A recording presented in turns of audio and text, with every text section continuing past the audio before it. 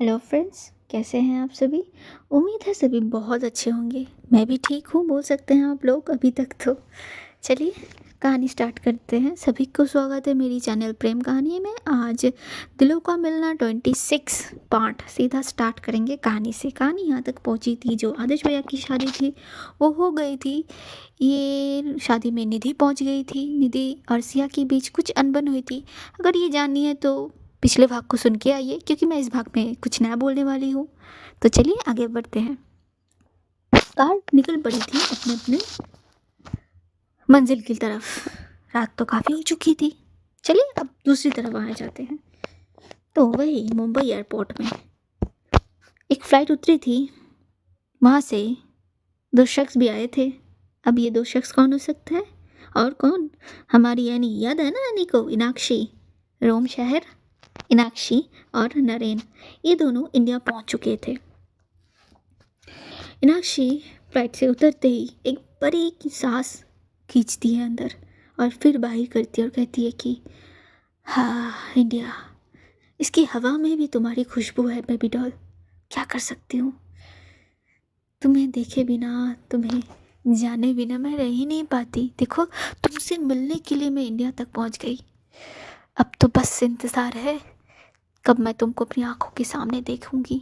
हाय, वो पल कितनी खूबसूरत होगी, है ना। ये बोल के वो मुस्कुरा देती है। नरेन आगे बढ़ चुका था। वो पीछे मुड़ के देखता है तो एनी खड़ी थी। तो वो आवाज़ लगा दी एनी को कि एनी चले। तो एनी बोलती कि चलो बिल्कुल। ये बोल के एनी भी आ जाती है। वो लोग लगेज कलेक्ट करते हैं, फिर बाहर आते हैं। बाहर नरेन का जो एक असिस्टेंट वो खड़ा था। जब ये इन दोनों को आते हुए देखता है तो वो दौड़ता हुआ आ जाता है इन लोगों के पास और उन लोगों से उनकी लगेज ले लेता है। फिर वहाँ पे एक कार खड़ी थी इन लोगों के लिए। ये लोग जाकर कार पे बैठ जाते हैं। वो असिस्टेंट जो को लगेज डिक्की में रखता है और कार लेके आगे बढ़ जाता है। एनी पीछे वाले सीट पे बैठी थी और नरेन आगे सीट पे, मतलब ड्राइवर के पास वाली सीट पे बैठा था। कार बस आगे चल पड़ा था। वो रात का सुनसानपन, अंधेरा, खाली, कुछ सड़कें खाली थी। मतलब ज़्यादा अब थी यार, कुछ कारें थी, लेकिन ये लोग जिस सड़क से जाने वाले थे वो सड़क थोड़ा सुनसान नहीं बोलूँगी। थोड़ी थोड़ी देर में एक कार, दो बाइक, कुछ बाइक्स जाया कर रही थी, आया जाया कर रही थी। यानी बस बाहर आसमान की तरफ अपनी नज़र किए हुई थी और बस पता नहीं कुछ सोचे जा रही थी अपने मन में। तभी नरेन उसे पुकारता है कि वो कुछ खा ले। तो अनी बोलती कि चलो खा लेते हैं।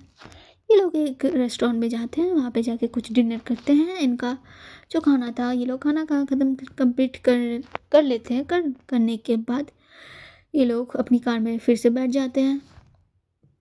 कार आगे बढ़ जाती है। थोड़ी दूर जाते ही नरेन पूछता है अनी से कि अभी घर चलते हैं, फिर कल तुम दूसरे घर पे चले जाना। देखो बहुत रात हो चुकी है। एनी बाहर देख रही थी चुपचाप, बस अपनी नज़रों को बाहर ही करके बस नरेन की बात को सुनती है। नरेन शीशे की मिरर से उसे देख रहा था। कुछ मतलब ऐसा एक्सप्रेशन नहीं आया था एनी के फेस पे, क्या वो समझे कुछ। तो आगे फिर से नरेन बोलता है कि एनी कुछ तो कहो।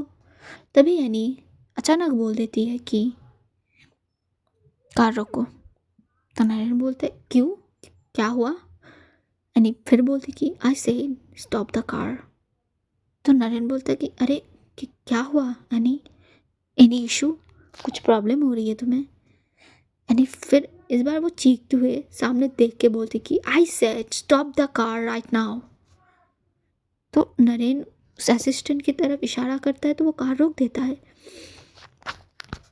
तो नरेन पूछता है कि क्या हुआ एनी, बताओ मुझे, तबीयत खराब लग रही है तुम्हारी।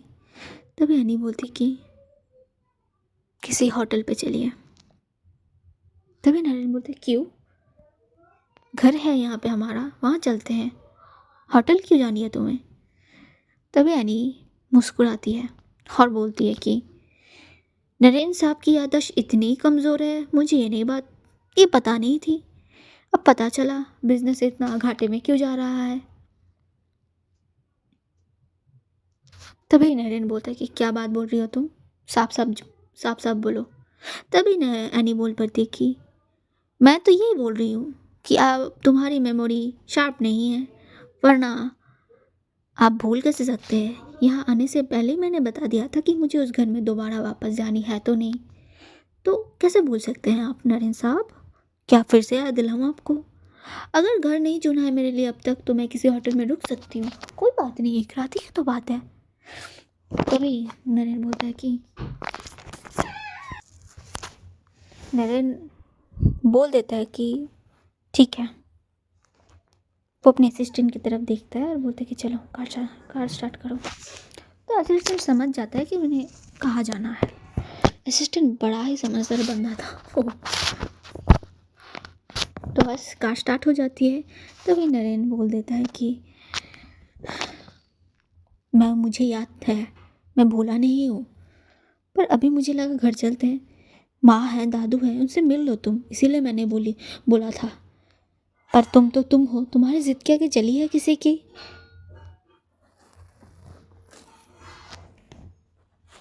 तभी एनी मुस्कुराती है और बोलती है कि अच्छी बात है ना, ये जिद होना चाहिए। अगर ज़िंदगी में जिद ना हो ना तो अपनी मकसद पे कभी कामयाबी नहीं मिलती है ब्रो, इसे याद रखना हमेशा। हाँ मैं जिद्दी हूँ, मुझे इस बात पे घमंड है, होनी भी चाहिए यार। मैंने जो भी हासिल किया अपनी ज़िंदगी में आज तक वो मेरी जिद से ही हुई है।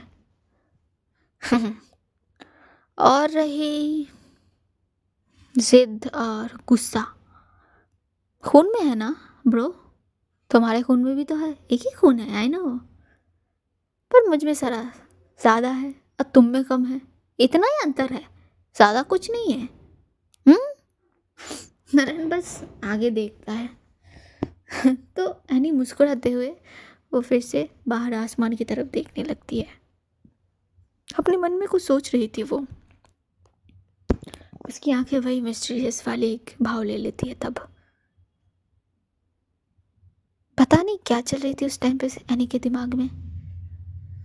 नरेन एक बार तो शीशे से अपनी बहन की तरफ देखता है, फिर वो आगे अपना आंखें कर लेता है।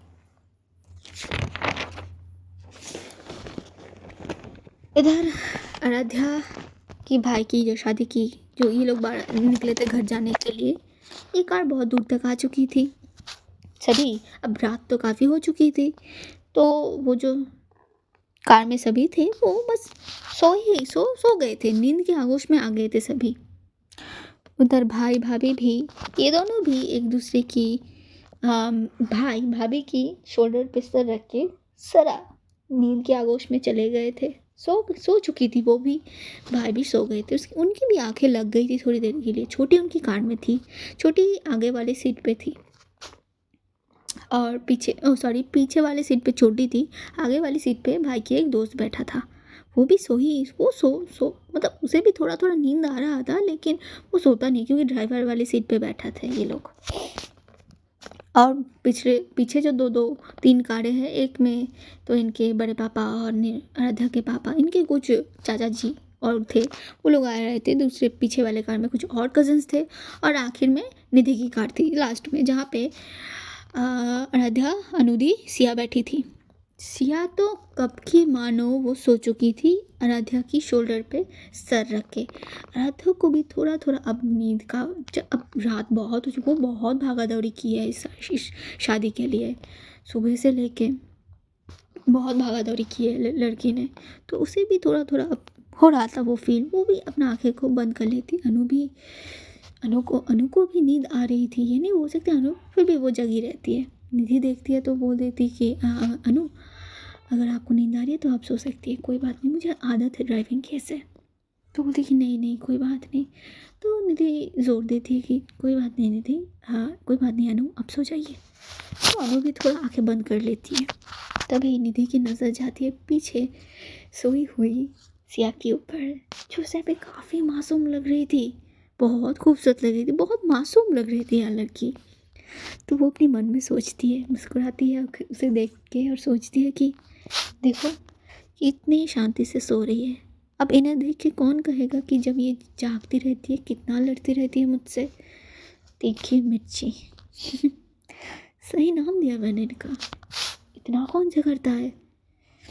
पूरी लाल मिर्च बन जाती है जब गुस्सा करती है तो। लेकिन इनकी ये मासूमियत यही सबको घायल कर देगी। देखो तो कितनी शांति से सो रही है। राधा की कंधे पे सर रख के एक पल के लिए उसे ये फील होता है कि अगर आराध्या की जगह पे वो होती, तभी वो अपनी माइंड को थोड़ा दूसरी दिशा में लाती है। सोचती कि ये मैं क्या सोच रही हूँ, ये क्या हो रहा है मुझे। मैं ये क्यों सोची कि अगर राधा की जगह पे मैं होती। नहीं नहीं, ये तो मुझे सहन ही नहीं कर पाती। दोस्ती तो छोड़ो, ढंग से बात तक नहीं करती मुझसे। और मैं सोच रही हूँ कि कुछ भी, पता नहीं क्या क्या सोच लेती हूँ मैं भी। ये कहते हुए वो आगे देख के ड्राइव करने लगती है। थोड़ी थोड़ी देर में वो सामने वाली मिरर से सिया की फेस को देख रही थी, जो उसे बहुत अच्छा लग रहा था। ये टाइम हल्की हल्की ठंड का मौसम भी था, बहुत रात का टाइम था, धीमी धीमी सी रोशनी थी चांद की। रास्ते पे दो एक कार जा रही थी, कुछ बाइक्स, तो एक साइड पे कुछ लाइटिंग्स लगे हुए थे सड़क के किनारों पे, जो बहुत खूबसूरत लग रहा था उस टाइम पे समा को। और सड़क भी काफ़ी खूबसूरत लग रहा था। तो बस वो अपनी खुशी से एक बार सिया को तो एक बार सड़क की तरफ देखते ड्राइव किए जा रही थी।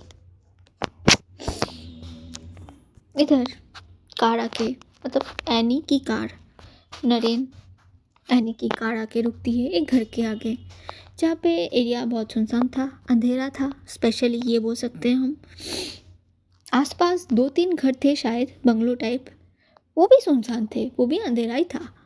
अब एक अजीब सी जगह तो थी वो। तो कार जाके घर के अंदर चली जाती है गेट से। वहाँ पे जो वॉचमैन था वो गेट खोल दिया था उसने। तो कार आके अंदर रुकी थी। तो उस कार से नरेन एनी निकल पड़े थे। वो असिस्टेंट का जो लड़का था, असिस्टेंट लड़का, वो आके डिक्की से इन दोनों की सामान निकालता है। निकल के ये तीनों घर के अंदर चले जाते हैं। घर के अंदर जाते ही पहले तो घर अंधेरा था। नरेन स्विच ऑन करता है तो पूरा घर रोशनी से जगमगा उठता है। बहुत बड़ा घर था, आलीशान जिसे बोल सकते हैं हम।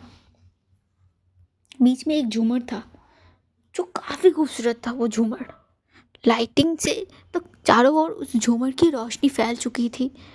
उस घर को नरेन ने एनी की पसंद से ही सजाया था, डेकोरेट किया था। तो एनी देख के बोल पड़ती है कि not bad, I like it bro. मुझे अच्छा लगा। शायद ब्रो को मेरा पसंद नापसंद याद है। तभी नरेन बोलता है कि बस,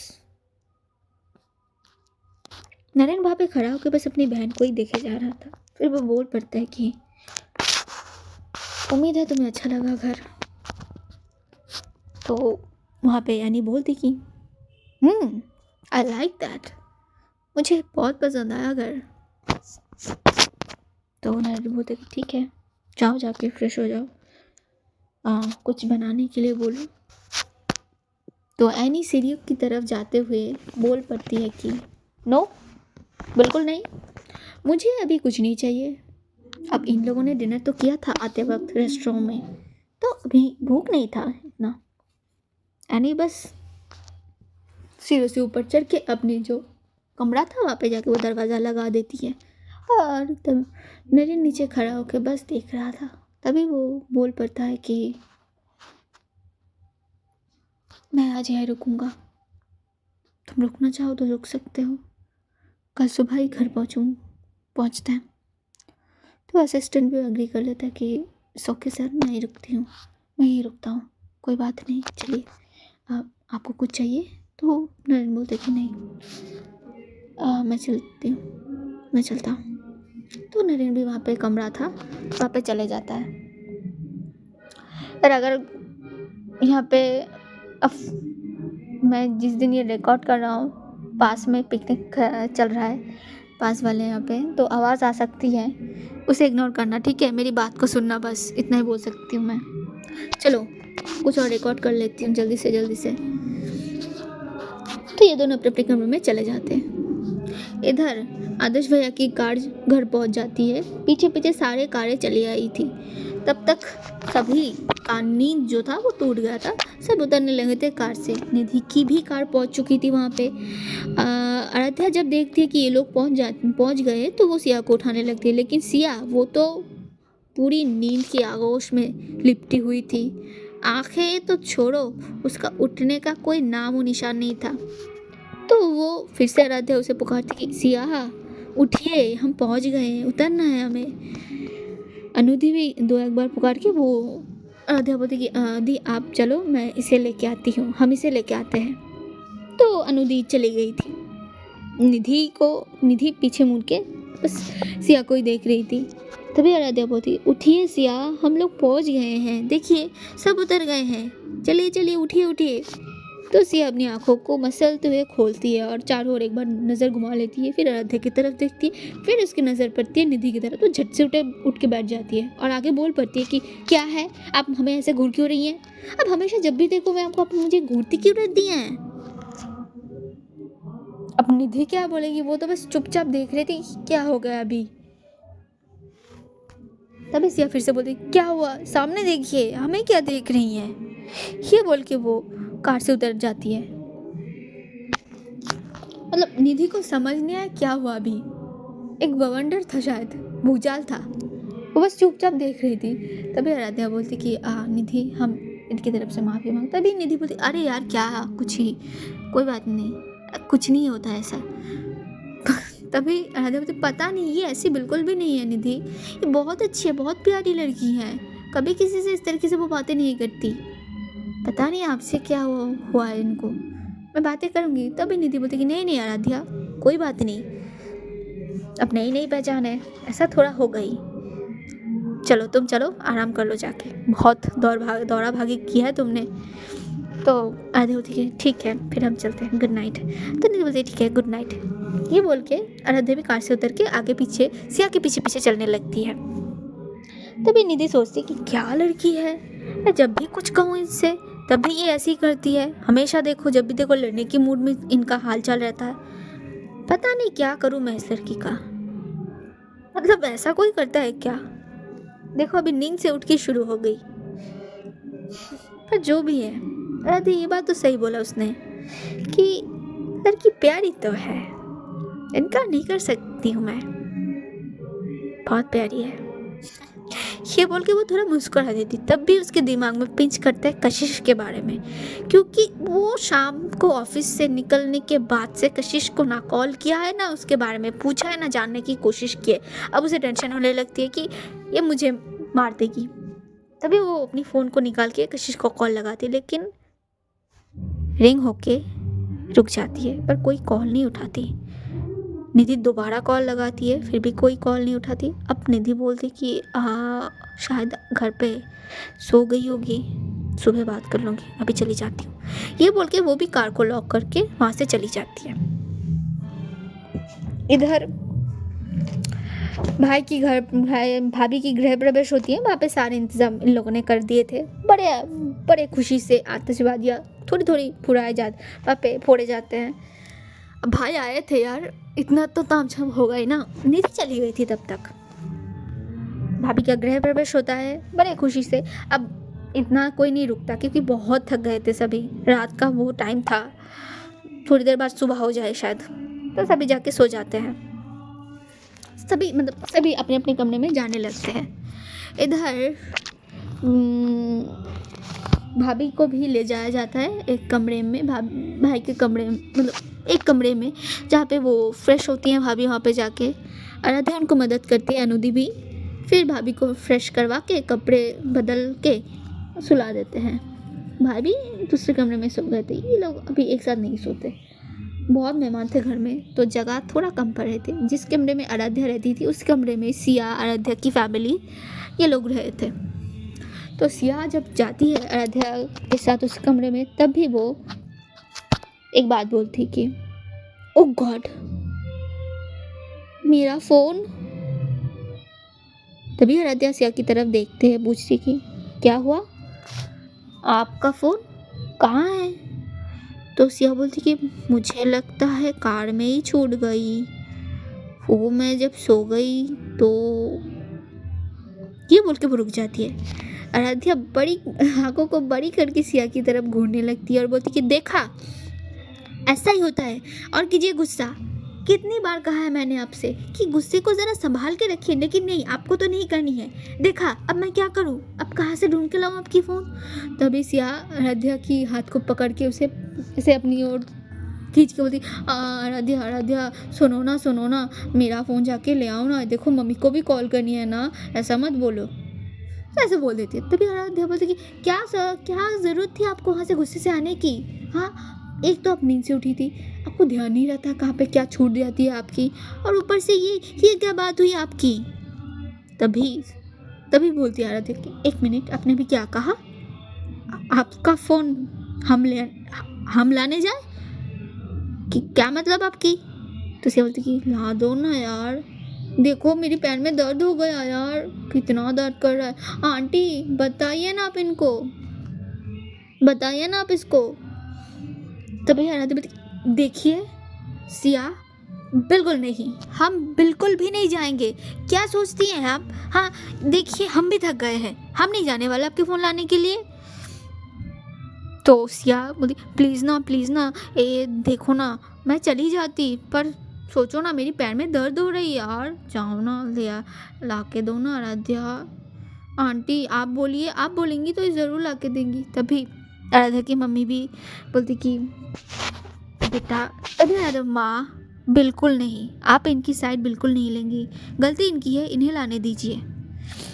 तभी आराध्या की मम्मी बोलती कि बेटा आरू, क्या बात है, ये चाहिए, ला के दीजिए इनको। तो आराध्या बोलती, माँ ये गलत बात है ना, हम क्यों जाए, गलती करे ये और भरपाई करे हम, हमें भी ठंड लग रही है, हम भी थक गए हैं।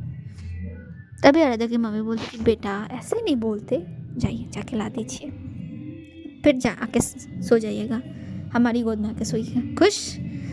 तभी आराध्या बोलती कि ये बड़ा ही नाइंसाफ़ी है आपकी। तो बोलती ठीक है जाइए, ये बोल के आराध्या वहाँ से गुस्से से निकल जाती है रूम से। जब रूम से निकली तो सभी सो चुके थे घर में, और मतलब सब थक गए थे यार। तो घर में अब एक शादी का घर था, सब सो ही गए थे। वो धीरे धीरे बाहर जाती है दरवाजे को खोल के। तो वो जो एरिया था ना, मैं पहले ही बता चुकी हूँ, बहुत शांत एरिया था। अब शादी का घर था, आई नो दैट, सजावट की हुई थी, थोड़ा रोशनी तो था वहाँ पे, घर को सजाया गया था। कल रिसेप्शन पार्टी थी इन लोगों की, तो आई नो डेकोरेट किया हुआ था, लाइटिंग्स थे वहाँ पे। तो आराध्या जाती है घर पहले तो। अब निधि ने क्या थी, आज उसने कार जो थी वो बाहर पार्क की हुई थी, मतलब घर के अंदर पार्क नहीं की थी उसने, घर के बाहर ही पार्क की थी। तो जब वो घर से निकल के गेट से बाहर होकर जब देखते तो निधि का कार वो वहीं पे बाहर खड़ी हुई थी। तो बोलती चलो शुक्र है इनकी कार तो बाहर है, और चलिए देखते हैं।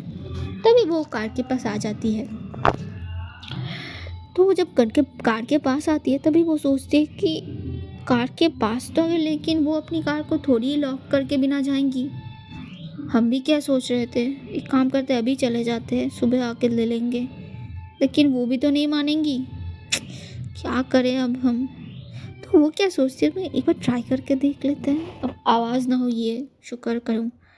तभी वो कार की दरवाज़ों को खींचती है तो वो खुल जाता है। तो वो सोचती है कि क्या निधि ने कार को लॉक नहीं किया था।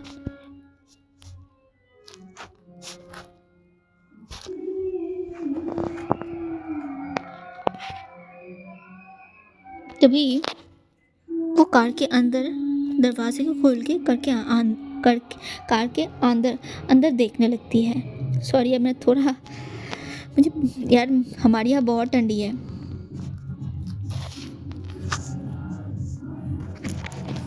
तो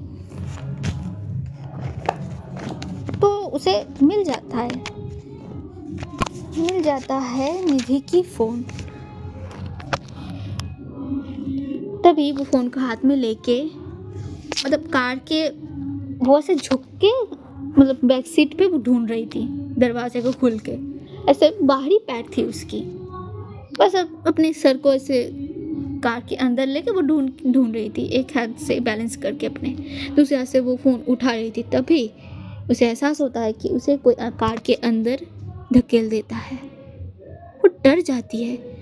एक तो इतना अंधेरा था, आई नो लाइट थी वहाँ पे, इतना रात हो गया था, क्योंकि उसने जब आते वक्त देखी तो सड़क पे कोई नहीं था।